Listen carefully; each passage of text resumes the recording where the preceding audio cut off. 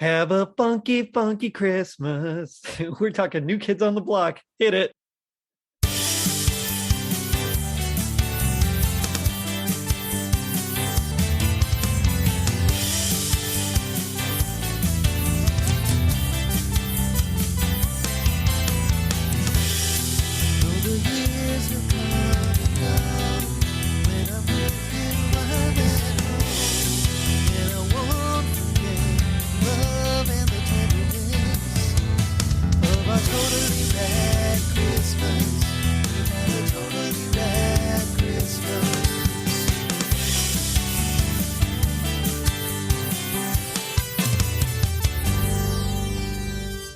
It was 1990. New Kids on the Block figures were $19.99 each. The Leaning Tower of Pisa was closed to the public.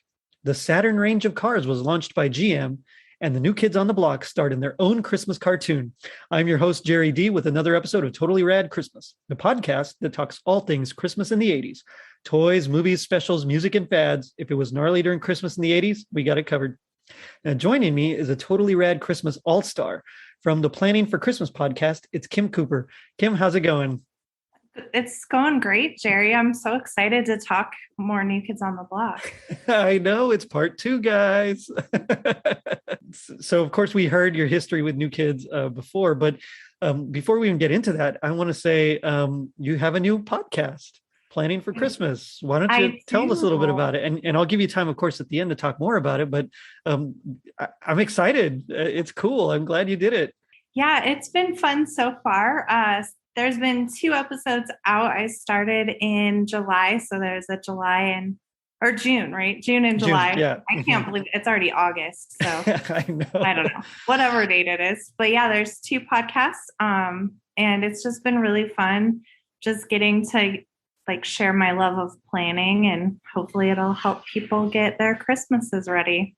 I hope so. I mean, that's one of the things that always kind of gets me. I always say, okay, I'm going to start getting presents early. I'm going to start, decorating or planning to what I'm going to decorate. And I never do. Of course, this is like my busy season, so I never really get to, but anything that'll help is always welcome. So nice. And I'm going to definitely be asking you some advice about Christmas lights. So okay, well, I can definitely give some advice about that. But so you came on the show a couple of months ago, and we talked New Kids on the Block and their Christmas album, which is still really cool. I've had Funky Funky Christmas in my head since then. Just randomly it pops in my head. But you surprised me on the last episode when you said that there was a cartoon, and I said, what? I have to see this. And so we planned a sequel, and here it is. I mean, this cartoon is kind of bananas. Yeah. I mean, I just re-listening the Christmas episode and thinking about, the Christmas album and thinking about everything. It just popped into my head oh my gosh, I remember there was a cartoon, and I used to watch it all the time. And I don't specifically remember seeing the Christmas one. Mm-hmm. I probably did, but I'm sure one thing that you saw is that it was actually a primetime. Yeah, I did see that. It wasn't Saturday morning, so I might not have seen it until when I watched it when we were going to talk about the album. So yeah, I did see that. So it was a 1-season show, 13 episodes, and they played 12 of them on Saturday mornings. And then that last one, like you said, that Christmas one on December 14th, 1990. I don't know why, but they decided to go ahead and air it prime time. And I guess it did pretty well, but not well enough to get a second season, unfortunately. I would have liked to have seen a second season. It was just so crazy. So many things happen, but I kind of like how it's magical, and we'll get into it, spoilers or whatever, but I think we're okay. It's been 31 years. Yeah. I think I can spoil it and be okay. But I mean, there's a whole spirit of Christmas. It's one of the most Christmassy, I think, cartoon episodes of a show that I've seen. Yeah, I would agree with that. Of just a regular show, there's maybe a few others that I can think of that came out a little bit later. Hey Arnold is one of them that had right. a really specific Christmas one, but I mean, I can't, unless the Flintstones, but they made actual like specials. So Right. they were totally different than just like an episode of their cartoon. So yeah, but it's very Christmassy from start to finish for sure. And one thing that I really liked about this is that I'm sorry, it makes me laugh every time thinking about it. So they actually intercut like footage of the band singing and playing and breakdancing. They even intercut footage of their manager, which why? I don't know why, but I don't know why the manager I love let's say Metallica or Boston or just a bunch of different rock bands, but I don't know what their managers look like, or I don't care too much about them. And I'm sure they're great people. I wish the best for them, but like they're not what holds my interest. It's the artist, and their music. So why they thought that Maurice Starr throwing in his photo in there for that one scene was important, I don't know. They had to, like he got them started and got them a cartoon. So that's true. Thank you. Yeah. I don't know. But yeah, it was and like from what I remember of the actual show, they would do clips like that throughout. So there would be like the cartoon, and it would always kind of like start with them and like in concert or like greeting fans and kind of end with that. But this like had a lot more of that. It really did. And as I was reading, it turns out that I guess there was quite a few animation errors. And so in order to cover up some of those errors, they would superimpose these images on top. And so you'll get like some of the footage from concerts just kind of floating by in the screen, maybe diagonally from one corner to the next.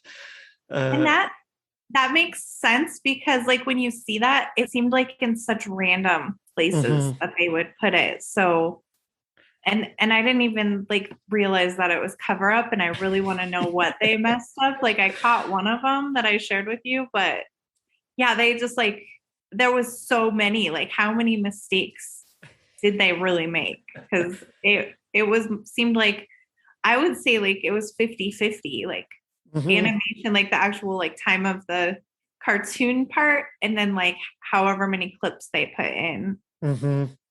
Yeah, and you're right, there was a lot of it. But it kind of, I really want to go back now and watch like the other 12 episodes just to see like was it the same ratio or was it just more for this last one because they knew it was towards the end and they're just like, yeah, whatever, it'll be okay. We shouldn't have had the intern draw that one. That's right. It up. That's right. Who let Dave draw that one? Yeah, there was a lot of it, and you're right. Some of it was just so random.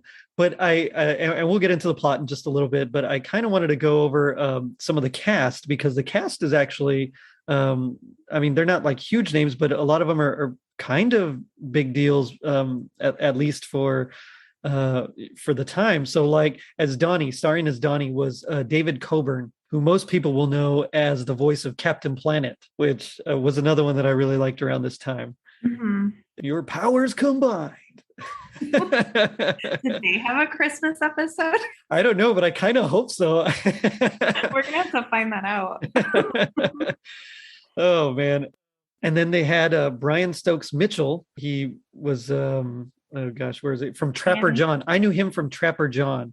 But he was also Nahuk on Pound Puppies. And he played different roles on Foofer, and he came out like this guy's done just a bunch of stuff around that time. A Pup Named Scooby-Doo, the California Raisins Show, and then on this one he played Danny, which is kind of cool. I think I know him from The Fresh Prince. So he was actually Trevor, who was engaged, or he was going to ask Hillary to marry him. He was dating Hillary, and then he skydives and he's like asking her to marry him, but his parachute doesn't open or something, and yeah. Yeah, so that was poor guy. So that's how I know him. But playing Jordan is Lauren Lester, who I know is like Robin from Batman. Or he also played Nightwing, whatever. But so there's like some decent name folks around here that are actually playing these guys. Scott Menville as Joey. It's It's pretty neat. And then randomly we have like Cree Summer, who I knew from a different world, excuse me. And you know, she played a lot of voices on cartoons throughout the years. Michael Winslow was credited as well, you know, from Police Academy. So that's kind of cool. I mean, it's just there's some cool stuff and some cool names that it's just like, wow, they did kind of go out on this one. It's and a lot of them, like looking at their IMDb, they're like still doing voices on things pretty recently. Yeah. Wow. Yeah. Can I read my favorite part of looking up the IMDb? Yeah, go for it. Was the plot. Did you read the plot synopsis? No, I didn't. What does it say? Hey, this is it. I wrote it down. It's the amazing Christmas of NKOTB. Period. That's it.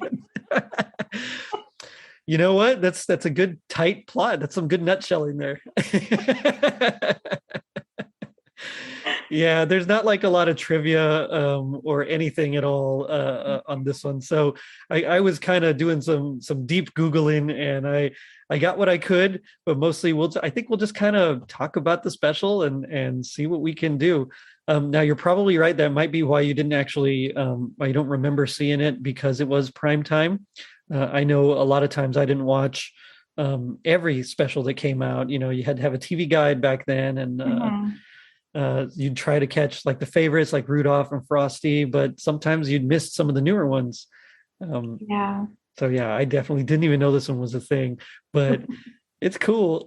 And I love, like, it was fun to watch it like it was off of YouTube, and it was someone's VHS recording. And I love seeing like the lines go through, and I love the beginning when it's like the New Kids on the Block Christmas special is sponsored by Coca-Cola and then McDonald's, and they like the little like Jerry's like sponsoring them right now too. Yeah, Coca-Cola. And I loved that because that just took me back to my childhood. Yeah, I remember when they used to do that. So like the original Rudolph was sponsored by GE, and so like every commercial, everything was like GE, you know, or which was it, the Muppet Family Christmas, I think, where everything was like mac and cheese or Kraft, and so there was all sorts of recipes with that. I mean, you know, I kind of miss those days. But what I really missed was you could see where like they tried to like cut the commercials out, like they would pause it and it turned blue for like a bit, and then yeah, the lines came back on. That was like my life back then. You know, it was like trying to get rid of those commercials, and now I wish I'd kept them, you know, just to see them. But I mean, that was like okay, I gotta cut out these commercials. Let's see if I can do it. You know, we were just watching some family home movies, like when my brother and I were little, and there was the TV was going in the background, and then we like heard it cut, and it was like the old Mentos commercial. And we were like, it's Mentos, and we were all singing along. Yeah, they had some great commercials back then. They really did. And now we just kind of fast forward and miss them. I know.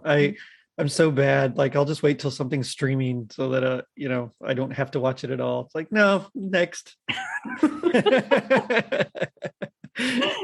but yeah, I mean, and while like commercials have gotten more sophisticated and they've spent more money and fancier stuff like that, I still kind of miss some of the simplicity of those. But one thing I did like was that it did afford you, because, you know, you had no control over it. You kind of had to watch. So a commercial break meant you could run to the restroom or run to the kitchen to get some snacks or something. And then you'd hear it's on, you know, and then you like run back and try to slide or jump over the couch or something just to get there, you know? Right. And it'd be like timing it to get it done as quick as you could to make sure you didn't miss a second. Exactly. Yeah. And nowadays, like we said, you can just kind of stream something, or if you have the Blu-ray or DVD, you can just pop it in and no big deal. But a lot of that stuff, and some of these you can't even find anymore. Like I think this came out on VHS, and I think that's really about it. Let's see. It was, they had several of the episodes released. They would do like one or two. And then as far as I know, I don't think they ever released a Christmas special though. So this is like right now, if you want to see it, this is probably the only way you can see it is by watching it, this bootleg copy of someone's home video, which even says, I copied this, taken from my home video. It's, this is like the only way you can see it. And I mean, there's something kind of cool about that, but also something kind of sad because I would have liked to see like a remastered version, like in clearer picture. Yeah. And have like behind the scenes of all the animation they messed up that they had to cover up. For real. Oh man. Yeah, I liked it though. I mean, as much as it was odd, I did like it. So like we kind of get the new kids essentially getting ready to go home for Christmas. That's like their or I guess hold on, let me take a step back and nutshell this thing. So yes, it is the special Christmas, like IMDb says, but really it's the new kids missing a flight because they're trying to help bring Christmas to some orphans, essentially. I guess like if we really want to break it down. And of course there's a lot more to it, but that's like the nuts and bolts of it right there. The new kids, they're getting ready, they're going to go home. It's Christmas Eve, they're excited. They have presents for each other, which I kind of like it was for Jordan, right? That fancy keyboard that they bought. It was going to be a present for Jordan.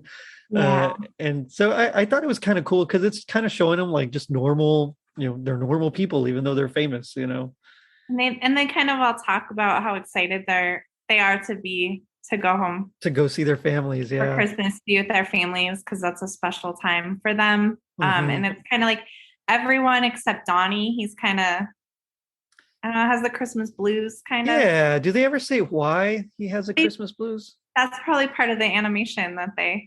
That's what I'm thinking. Some of the story kind of had a little holes in it. Yeah. I feel so. I wonder if some of that's that. But yeah, he just kind of is not feeling it.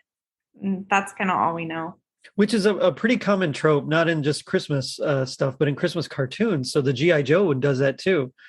And that one I think is a Junkyard and Mutt, I think are the one, or Mutt, I think is the name of the guy.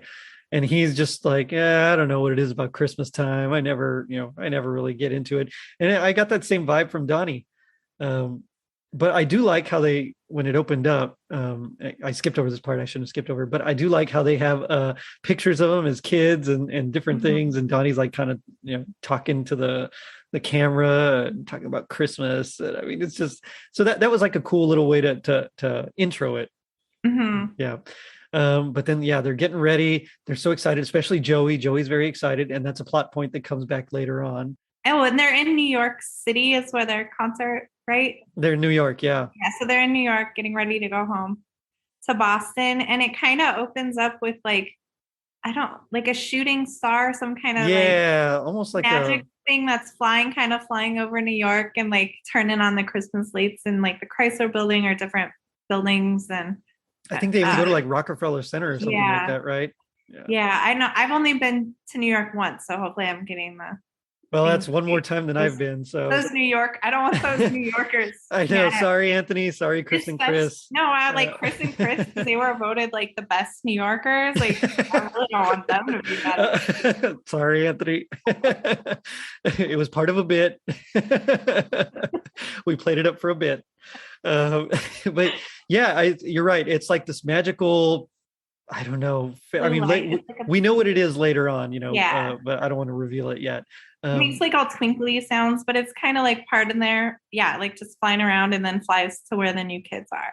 Which I got like some crazy nostalgia for because like the sound effects and even just like the whole color palette, everything was very, it was like, that late 80s, early 90s, just, I mean, it hit right everything that I wanted it to hit. I did love their outfits too. Yeah. That was I think Jordan is wearing like some sort of, I mean, it's got like a huge neck line there. And I don't know what he's wearing, but. And then their hairstyles are perfect too. Yeah, they have the rat tails and some mullets. And I mean, it's out there. Yeah, it's definitely out there. I think Donnie's wearing some overalls. Yeah, and then he has like the big peace sign necklace. No, yeah. 90s. Oh yeah. Oh man. But their manager comes in and I mean, I guess it's like managers. I guess there's like two of them. It's like Mr. I, Scott and the other guy. I think the other guy's their bodyguard. Oh, is that who it is? Okay. His name's Biscuit, but Biscuit, I think. Yeah. yeah, but it's spelled Bizcut. Of course. You gotta, yeah. That's how else do you spell biscuit? Yeah. Especially around the new kids. But he's dressed like Santa. But I love his shades. His shades reminded me of like some old, sunglasses that we got from Pizza Hut. They almost look like like a ski mask, but like thinner. And I mean, I don't know how to describe it, but and he was committed to those because he wore those like day and night and like time. Never inside outside, never took them off. So he just, maybe bright lights hurt him. Maybe he has migraines. But he's dressed as Santa like the whole time. Yeah. And then his dog is cute with a reindeer. Yeah, it's like a pug, right? And he's got like some antlers on him or something like that. Yeah, I think he's maybe more like a bulldog. Oh, maybe that's what it is. Yeah. Like, I don't think pugs were popular until later. Yeah, I think you're right, actually. I'm trying to remember when I really heard about pugs, and I don't think when Pocahontas came out.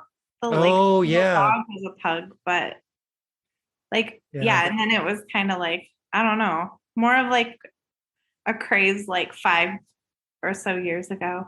Yeah, I think you're right. Yeah, they're getting ready to go. They got to go to the airport, and that's when the little boy appears, right? He just kind of like jumps into their limo as one is wont to do. Actually doesn't he actually? Oh, actually he comes up to him first, right? Yeah, to Donnie. Yeah. Like Donnie's like kind of, they're all like excited exchanging gifts and Donnie's like, yeah, I'm not feeling it. Yeah. Yeah, not feeling it. And he goes back to the stage and is like pretending he just performed. And then there's this little boy all of a sudden in the front row. Yeah. Yeah, I think you're right. And that's when he's like, hey, I need your help with like a Christmas project or something like that. And he essentially convinces them to like drop him off. But I guess they think they're just going to drop him off real quick on their way to the airport. And so they kind of take off. And that's when Biscuit and Mr. Scott like see them and they're like, hey, what are you doing? You let him out of your sight. Go get him. And so he like puts him in taxi and like tries to follow them. And so then we get like his whole little subplot where he's just trying to find the new kids like most of the episode. Like totally not going the right ways. And like that taxi driver is not doing a good job. Yeah. No. Follow that cab. Yeah, because at one point, like they're following, he makes a turn, they make a turn, and then it's like a dead end. So I guess there must have been some sort of magic, maybe. I think that's what it was. There's a lot of Christmas magic going on. There is a lot of Christmas magic, yeah. But I do like how Funky Christmas kind of opens up the whole thing. Yeah. And yeah, I've had it stuck in my head for quite a while. Me too, Jerry. You're welcome. In the middle of the night, waking up, like, have a funky. Oh, Jerry. My bad. Yeah, they have some better ones. Unfortunately, that one is probably the catchiest, and it's definitely an earworm. So Albert's the name of the little boy. So they're dropping him off, and he like convinces them to come meet like Marta, who's like their biggest fan. He's like, you gotta come, she'll be over the moon. Oh, I love how, so he like puts them on the front step and he like wraps them all up in bows. In bows, yeah. He has like blue bows. They're her present. That seems illegal nowadays. I think that's called kidnapping, man. Yeah. Yeah, and so of course she's like, "Are you really the new kids?" She like flips out, which I love. And while all this is happening, we get more of the pictures of them and like their real life things just kind of floating on the screen. I don't know what they were hiding that time, but I really wish we could see like raw footage of this. Right. But she like totally is like it's the new kids, the new kids are on our block, which I thought that was a funny line. It's like, okay, that's a little bit on the nose there. And while they're doing all that, we cut back to Biscuit, like just searching, and he's got like a bone in his pocket, and his dog is like just trying, like you can see him kind of drooling and just getting ready. He wants that bone so bad, but he never gives it to him. And the cab driver's like, "Oh, New York's the best place in the world," and they're just looking for the new kids and they can't find him. And then isn't that when he like has him pull over somewhere, and then he's like, "Get out, I'm driving." Yeah, exactly. Yeah. It's like, I didn't know you could do that to a cab. Don't you have to have a license? I don't know. But yeah, so he basically kicks him out and he takes over trying to look for it. But while they're there with Marta, the new kids, they meet Rosa, who's like, I guess, runs the whole orphanage. Is it an orphanage, I think, or is it like a shelter? I think it's like a shelter or something. Yeah, I was confused a little because I kind of wrote orphanage in my notes, but it seems more like kind of like a home, I don't know, like a family shelter for like homeless or people. Oh, maybe that's what it was. Their luck, but they weren't super clear. Yeah. But because there were a lot of kids that you saw besides Rosa, right. Besides Marta, like there was a lot of kids, so that's maybe where we picked up on orphanage. I think that's why I thought orphanage. Yeah, for sure. So they're there. The new kids are introduced to her, and she's like the nicest person ever. Of course, they're having the shelter or orphanage or whatever it is having some financial issues. They're trying to get everything together, and they just don't have enough donations, which is, kind of sad because it's not enough to give like a good Christmas or provide items for these people in need. And you can tell she really feels it. And it's Christmas Eve, so like nothing's open. It's not like nowadays. That was back in, in the times when stuff was closed on Christmas Eve, Nowadays, Walmart stays open even till like midnight or something. Yeah. Yeah, which is crazy. But Albert, he essentially, like we said, he convinces them to go in. And as they're talking, they like meet with all these people, and they notice that, of course, Marta actually can play piano really well, which will be pay off later when it's time to give gifts. But they're like talking to, I don't know if he's a homeless gentleman or just one of the volunteers. Again, it's not very clear, but Donnie's like talking to him, and they're kind of giving him the lowdown about, the shelter and how there's just not quite enough. And I do like this part because he's talking with Albert, and Donnie's like saying some things, and then the gentleman's like, "Who are you talking to, man?" Like he can't, like he has no idea that Albert's there. Again, kind of foreshadowing. Mm-hmm. But this is where they kind of convince him, like, "Hey, we need your help. They just don't have enough, essentially. So can you please like do something to help these kids?" And this is kind of like where it really starts getting, at least for me, like you really start feeling like the spirit of Christmas and like the giving. And so they put on a show for like these kids, intercut with like a Santa Claus playing electric guitar, which I thought was kind of cool. But random. I don't remember if that was that when, because I kind of like wrote the orders of the songs, because they would have like their songs from their album. Yeah. Intercut with like other kind of music, or there was like at one point like a fancy kind of version of like Deck the Halls playing and just instrumental. But I think that might have been when last night I saw Santa Claus. Yes, that is that one. Yeah, that could have gone with it. And there was like that whole scene where like the kids needed to have fun, and like Joey was sitting on the couch talking with them, and then all of a sudden they're like, they need a fun Christmas. He's like, "Oh, let's have fun." And then like the couch like turns into the sled turns into a sled. And then they're flying around. Like, yeah. It's like, I think it's supposed to represent like they're just like playing, and using their imaginations, and they're like putting presents and like they're elves or something. But it doesn't make any sense at all. No. And then it like cuts. I mean, yeah, you're right. They're like jumping on like big giant keyboards and putting presents in boxes and all sorts of things. But then it like cuts to the new kids just like they're up and dancing. So I think like during this time, what really happened was they're just playing with the kids and putting on a show at the same time. Yeah. But And I'm then not kind positive. of the imagination part was in there because like 1 second the new kids were like dressed in Santa costumes, and then they did Yeah. it in, and then they were just like in their regular clothes that they'd been wearing. So Yeah. I think it was just that imagination. I hope so. Or Otherwise, I'm really really lost. But I mean, it's pretty cool. So this is where we see a family like comes to the shelter, and like Rosa gives them like some some blankets and stuff like that that they might need. And this is when the new kids kind of overhear and they see like, uh-oh, they really don't have a lot, because they overhear Rosa talking with that gentleman from before, the volunteer or the homeless man. I don't know what he was. And so they kind of realize, okay, something's up. And this is where, again, Donnie, who's been in the dumps, has another little heart to heart with Albert. And he's like, I promised her I'd make this work, and so the new kids, they're like, we should do something to help these guys, and of course Joey's like, but I wanted to go home, there's nothing like Christmas with my mom, which makes like, sense. He's the can I have youngest. my mom's pumpkin My mom's pie? pumpkin pie. Yeah.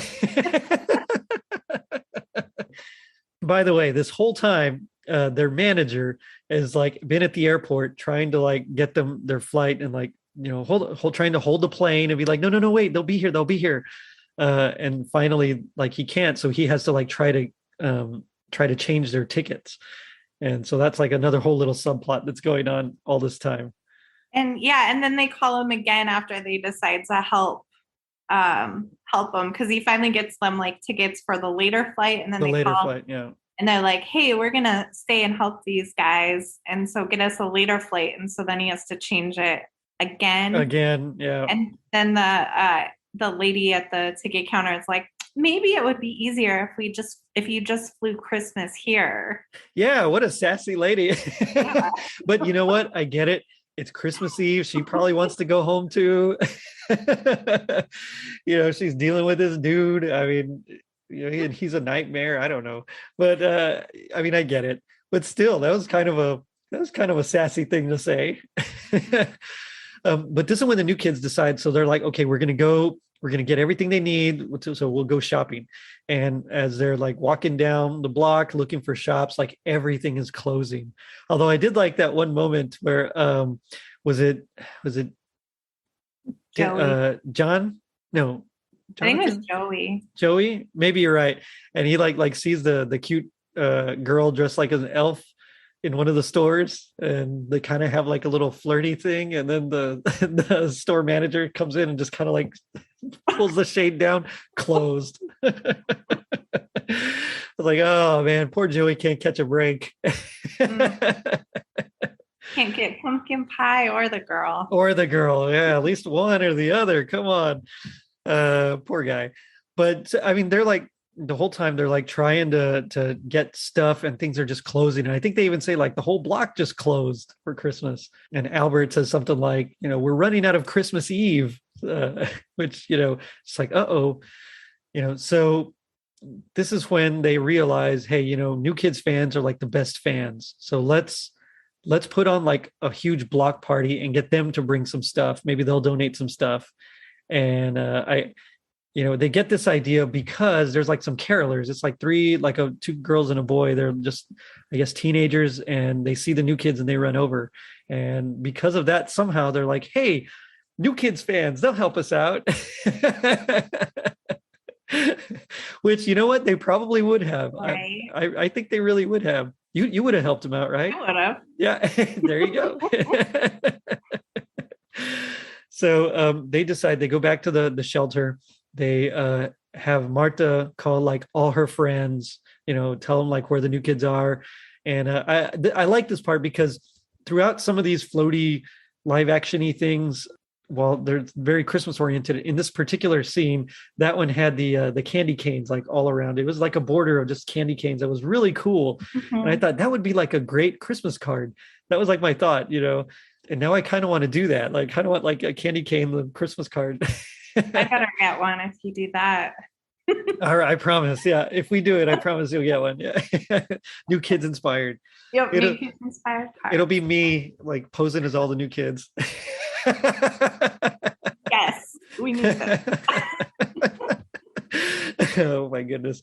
But Martha's friends come over. They have like all sorts of stuff, blankets, clothes, And and they put it on the news too. they put it on the news. You're right. They do. Reporter. And a reporter actually comes and like interviews them as well. And that's how Biscuit is able to find them, because he sees it. And so he calls Mr. Scott, who has like an idea. And that idea will be later on. We'll see what that is. But I do like that when they like wrap up all sorts of stuff. There's like guitars. I think that's when they decide to give. Is that when they decide to give the present to the keyboard that was meant for Jordan? I think. Or was Yeah, that later? and it's funny because they're like thinking about that. I think they see the guitar and then they're like, and then Jordan's like thinking, and then Jonathan's like, "Do you have the same idea I have?" Yeah. And they're like, "Yeah," and they give her the keyboard. Which I don't know how you get keyboard from guitar, but we'll just say generic music idea in general. But they're like decorating the tree. They're trimming the tree. It's really cool. It's a nice, and it's a big tree. That's like a full-size tree. So Biscuit and Mr. Scott find them. They come to the shelter, and that's when they surprise them with his idea, which was bringing their family to New York, or at least their moms, maybe not all their family. Yeah, it looked like mostly their moms, but Yeah, it looked like there were more people on the bus. maybe. Yeah, we'll like say it's everybody. Bus. Yeah, and then they make the comment of that, like, that got here really fast, and then someone says like, it must have been some Christmas magic or something. Yeah, they do say that. That's right. And I think the manager, Mr. Scott, even kind of just, does that thing where he rubs his chin, like, huh. And so yeah, they're reunited with their mom. So Joey, you get your wish. And she's holding a pumpkin pie. She's got the pumpkin pie. That's right. Mom, you brought the pumpkin pie. So you know what? Good for Joe. So he didn't get the girl, but he got the pie. So we'll take it. Meanwhile, they're passing out all the presents to the kids. There's, Marta gets the keyboard, and she's playing it. It's wonderful. And this is when I think they reveal, right? This is the big reveal that Albert now, it actually was Rosa's son. Is that correct? Mm-hmm. Yeah, he was her son. And he is no longer with us. Dun, dun, dun.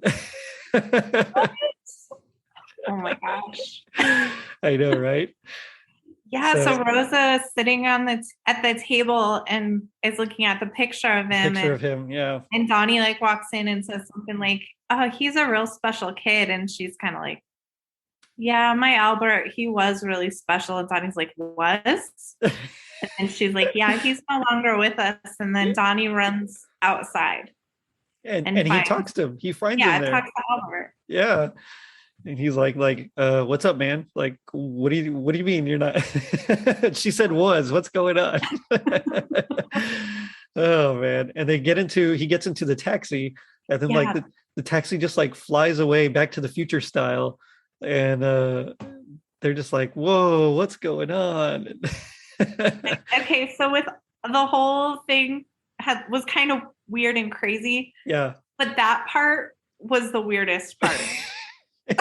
So it reminded me there was a scary story that I remember hearing like all the time growing up at like campfires and sleepovers about the guy that meets the girl and he like falls in love with her at like this restaurant or bar or whatever, and then he like goes to pick her up on her date, or for a date they're supposed to have after this like awesome night that they have together, and the mom's like, she's been dead for like 10 years or something.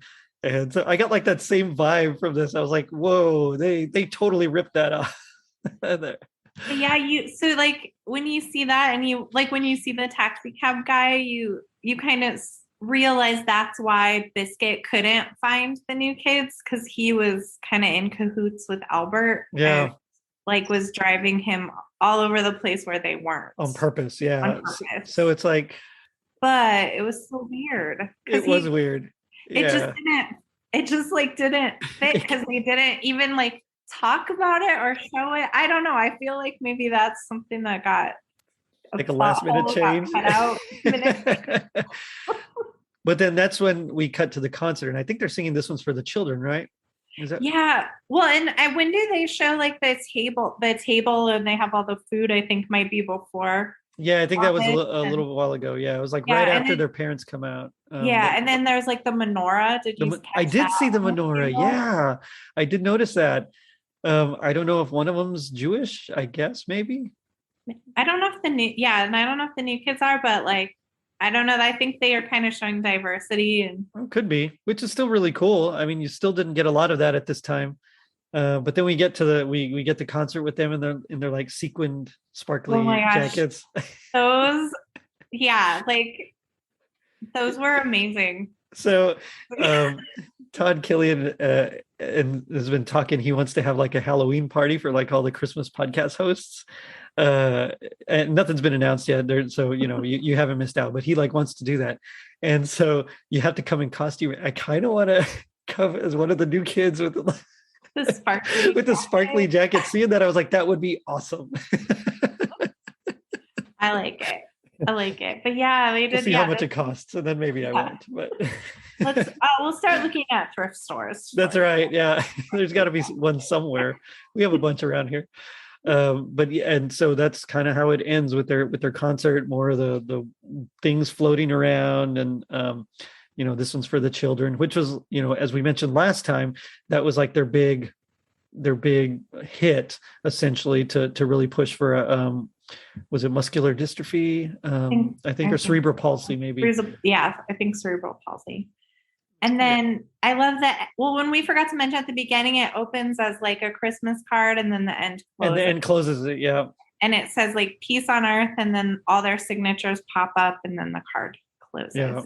Yeah. It was, as weird as it was, and I found myself saying this for a lot of 80s things, but as weird as it was, it really kind of had like a charm to it, just something about it is like, oh, that's kind of cool. And I did, it brought me back, even though I'd never seen this one, it brought me back to like watching the MC Hammer cartoon. I don't know if you remember that one, Hammerman, and stuff like that from that era. They had that Bo Jackson and Wayne Gretzky, and I think, was it maybe Michael Jordan cartoon as well? I mean, it was like just the cartoons from that like late 80s, early 90s era where they kind of embraced more of like the realistic, like they actually based them on like real people. Yeah. And so I got like a real longing to like go back to that time. And because I remember watching those at like my grandma's house, and we'd go on like a Saturday or Sunday morning and just turn it on. Be like, oh, that's cool.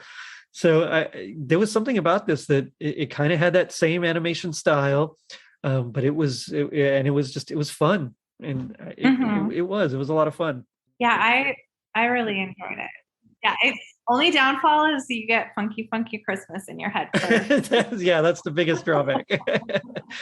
It could be worse. It could have been worse.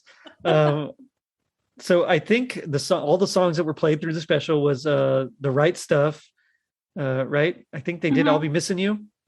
Yeah. Oh, no, I'll Be Missing You Come Christmas, that one. Yep. Of course, they had Last Night I Saw Santa Claus. We talked about that. Merry, Merry Christmas was there. And then, of course, this one's for the children at the end. And Funky, Funky Christmas. Yeah, so I looked up, and they did a reprise of Funky, Funky Christmas. Yeah, they did. The only one besides like the traditional songs that were on the album, which they had like the Christmas song, White Christmas and Little Drummer Boy, were like the traditional songs from their album. The only one that I didn't hear was the one, but I Still Believe in Santa Claus. Oh yeah. So that's the only one that didn't make it, but everything else did out of their album. So it's pretty much the whole album. That's cool. So total was about just a quick 22 minutes. I honestly didn't find myself bored at all throughout it. I kept getting crazier. I just wanted to see what's going to happen next, So I really enjoyed that. It aired on ABC. Maurice Starr, of course, was an executive producer on it, because why wouldn't he be? That's how he got his picture in there. Yeah, that's probably why. Yeah, he's like, hey, throw me in. That's the executive producer. And even though the new kids didn't voice their characters, they do come out, and so they are credited as performers in it, which I thought was kind of cool too, because they are actually there singing and so even though they didn't voice, which I guess is probably a smart thing, because as we've seen and as Anthony from Tis the Podcast has pointed out, not all singers are actors, even voice actors. So I think that was probably for the best. I mean, they get to act a little when they've been on Fuller House, and they're not the best. Oh, yeah, you're right. I did see that. I did see on Fuller House, but Donnie wasn't with them, right? Because he was filming something, or was he on that one? No, I don't think he was. Yeah, because I think he was filming his show. Yeah. It's a cop show, I think. I've never seen it. I don't know. Is it Blue Blood? Is it Blue Bloods? No. No, I don't think it's that one. I just started thinking of Blue Bloods and Tom Selleck because I love Tom Selleck. So, oh, it is Blue Bloods. Oh, it is? Oh, yeah. Right on. You got it. Good for you. I had no idea. I thought it was, and then I wasn't sure, but I guess I should watch an episode and see if he's an actor or not. Well, I mean, if he's been on the show for a while, then I guess he's pretty decent. Yeah, probably. Oh man, but this was good. So it does make me wonder though, what would you say would be your, and I know we kind of already covered this, but if you could have another happiest memory or moment regarding the New Kids on the Block, and maybe their cartoon specifically, what would it be? I just remember like it was one of my favorite. I mean, since I was a big fan, it was one that I just always had to watch. And I know, like, I think I mentioned this last time, it seemed like it was more than one season, but I know I just watched the same episodes multiple times because they probably played that one season for years, Right. But I loved getting up, and that was like one I had to watch and make sure I saw. And then again, I can't remember the Christmas special, but it's also been a long time. Right. But again, if it was at a night primetime special, I probably didn't see it. So I'm glad I was able to revisit that and revisit the cartoons. Yeah. Yeah. That's cool for me because I have no memory of this at all. So I'm going to pick a favorite moment from the cartoon, which had to be when we find out that Albert has passed and he magically floats away Back to the Future style. So I thought that was really cool, especially because it just reminded me of all those sleepovers that I used to have, where we'd tell scary stories, and it's oh, she's been dead 10 years.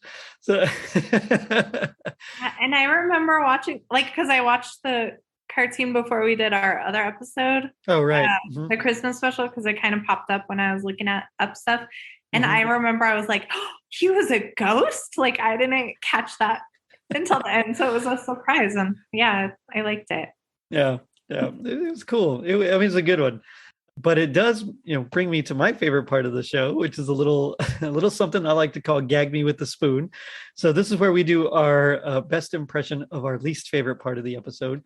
And there was a lot of corny lines here. I had a hard time kind of choosing. So in the end, I ended up picking one that I don't know if it's the corniest, but it definitely was okay, I get it. But as a guest, I'll let you go first and just set up the scene a little bit for us. So I think some of the corny lines were made even better because of the very over accented voice, Boston accents, the over exaggerated accents and stuff. Right. But at the very beginning, when they're still kind of starting to pack up their stuff from the auditorium in New York, Danny grabs there's that they're Danny, and they call him Danny Claus. Here's Danny Claus. That's not my favorite part. That was just funny. But he spins there's a whole dolly full of lights. I think that's what it was. And he spins it, and they turn into the Christmas tree. And so that happens. They're kind of talking, and then Donnie walks over, and he's wearing his peace sign necklace that I mentioned earlier. And so my favorite part. Danny says, "Come on, Wahlberg, the concert's over and this party needs a touch." And he grabs his necklace and he sticks it on top of the Christmas tree as a star. And Donnie goes, "Oh, that's kicking it." And then Danny goes, "Yeah." That was my favorite. And I meant to rewatch it to try to get the voices down, and I didn't. So that might or might not be what it sounded like. But that's okay. This is good. For me, the one that I picked, it's Mr. Scott and Biscuit. And it's a crazy name still. This makes me laugh every time. It's hard to say with a straight face. And so they just got in the limo, they took off, and Mr. Scott says, no, Biscuit says, "Don't you think I should go with them, Mr. Scott?" And Mr. Scott says, "I've made a list and I've checked it twice." It's like, okay, it's a Christmas show. I get it. Oh. Yeah. Oh goodness. That's just fun. You guys, if you guys haven't seen it, it's worth a watch. It's definitely worth a watch, and you can find it on YouTube. I'll post a link to it as well, just because I think everybody needs to see it. If everybody from our generation needs to see it at least once. Oh yeah. Yeah. But I do have to wonder. G.I. Joe taught us that like knowing is half the battle. What would you say is the other half? I think that it's especially, not all the time, but especially during Christmas, helping out other people who are less fortunate than you. Wow. That is way better than mine, because that's a good one. That really is good. I thought if knowing is half the battle, the other half is just having a block party, New Kid style. That too. But if you're going to do it, make sure you help out people less fortunate than you. Yep. Great advice. Kim, it's been so much fun talking with you about this. I'm glad you brought it to my attention because I'd never seen it, and I'm glad I've seen it now. I feel better knowing that I've seen it. But what do you want to plug? Tell me about your show. Oh my gosh, guys. So both you and Anthony said that after I started being on some of your podcasts that I would start my own podcast. And at first I was like, no, I'm not going to start my own podcast, but I got the podcast bug. So yeah, so planning for Christmas. It's been I've really enjoyed it so far with my 2 episodes. So it's available pretty much everywhere podcasts are. I'm still learning a little bit about editing and getting it posted everywhere, but it'll just help you each month. It comes out on Rudolph Day and talks about just helping you get ready before December hits, and even what to do. I think I'm going to probably drop earlier episodes in December just because by the time you're at the 25th, it's too late. Start planning for next year, I guess. But I do have some social media. So I have Twitter, it's Planning for Christmas Podcast, and Facebook, Planning for Christmas Podcast. Right on. Very, very cool. Are you going to cover specific foods or like meals, like on Christmas Eve meals or anything like that? Yeah. So I'm going to talk about starting to like meal plan. That's probably going to be closer to like October, maybe November. Okay.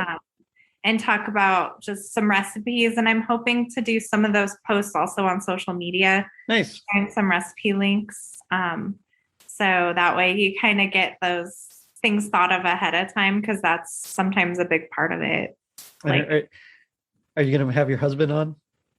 I don't know if he would come on the podcast. I'll have to ask him, but I'm just curious. Yeah. I'm hoping to have some guests. One thing I'm going to talk about that I'm excited is talking about December birthdays, because my birthday is in December. So talking about kind of how to still make December birthdays special, even though it's that's a really good one. Yeah, because so many birthdays get overlooked when they're so close to Christmas. It's like, oh, this present is for your birthday and Christmas. Like, no, don't do that. Oh, but I get it. I mean, you got to do what you got to do. Exactly. But it's still it's not as fun, but Yeah. So that's going to be kind of just a fun topic. And then just talking about kind of things even to do after Christmas to help you be ready for next year. So you don't just like throw everything and not know, just kind of like taking inventory of what you have and like being really, thoughtful about how you're putting stuff away, like your lights and different things like that. I can help you there. Hey, I'm gonna be talking to you. I definitely know how to do that.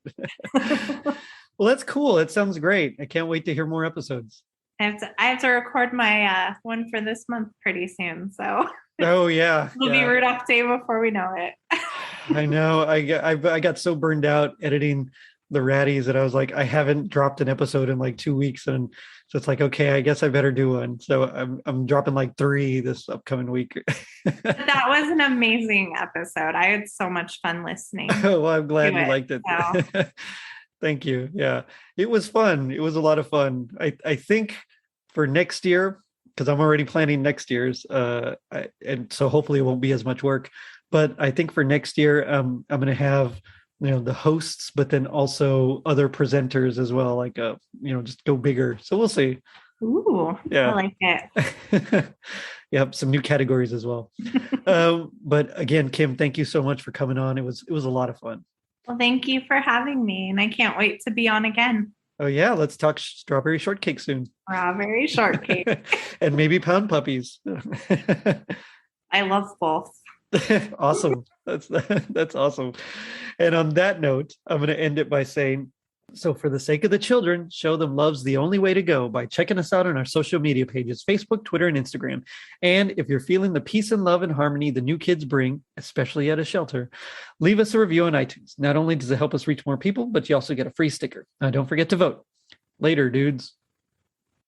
Hi, I'm Mark. And I'm Jess. And we're Hallmark and Jess. I feel like we're at a car dealership commercial. We swear we won't talk like this during the podcast. There's 2 things we love most in this world. Hallmark movies and Lacey Chabert. And we're breaking down all of your favorite Hallmark movies like... A Very Merry Mix-Up. Rocky Mountain Christmas. And the All of My Heart series. Tommy, please be my husband. So tune in every Wednesday. Today!